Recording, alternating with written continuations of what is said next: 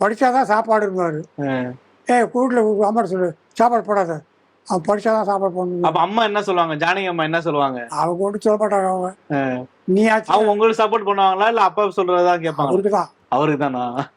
நம்ம அப்பா எம்ஜிஆர் இல்ல கணபதி பட்லு தான்ன்றது உங்களுக்கு எப்ப தெரிய வந்துச்சு? எந்த வயசுல? சின்ன வயசுல படிக்கும்போதே தெரியும் எனக்கு.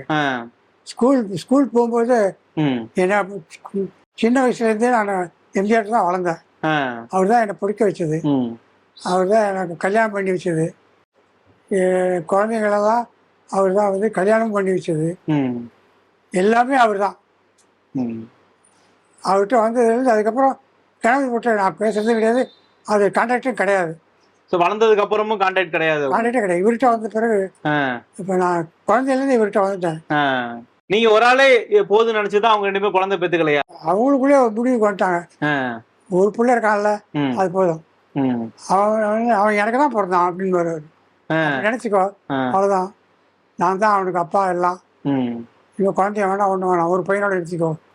அம்மா ஆப்ரேஷன் பண்ணிட்டாங்க வேண்டான்னு.